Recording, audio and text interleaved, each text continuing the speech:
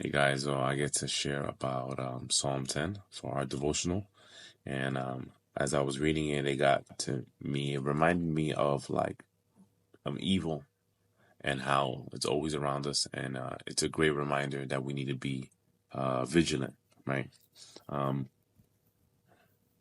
as I was reading this Psalm 10, it was written by David. And obviously it's a poetic book, right? So it's a psalm. So there's a lot of expressions, right? But what I got from it is that it tells us that we can't be ignorant and know that evil is around us at all times, right?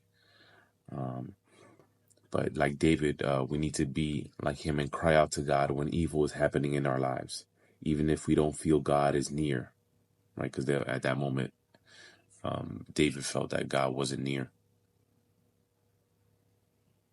Um, Also, another a verse that I read that I saw that stood out to me was the verse that says, "The wicked are too proud to seek God. They seem to think that God is dead, yet they succeed in everything they do.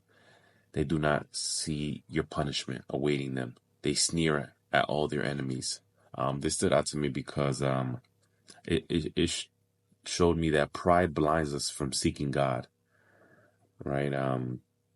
Thinking that you know better, but know that our ways are not His ways. Even though we can probably find success in our ways, right? Our ways are not His ways, and yeah, pride definitely blinds you from seeking God, right?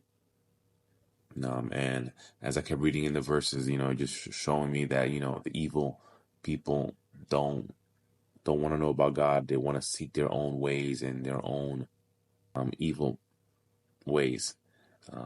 And we need to be vigilant and know that that's real. That's out there. We can't be gullible, right? Also on verse 9 says, like lions crouched in hiding, they wait to pounce to the helpless. Like hunters, they capture the helpless and drag them away in nets, right?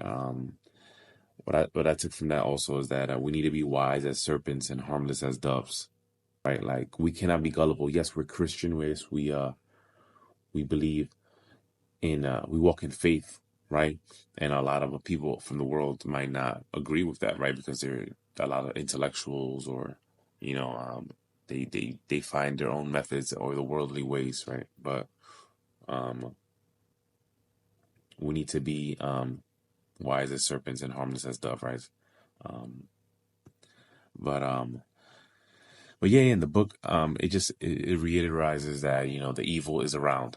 Evil is happening all around us. We cannot be gullible, and and in our lives, what I took away that in my life, that when I go through, when I see evil happening in my life, or something bad happening, we need to see God, right? Like David did. But overall, this is a poetic book from King David.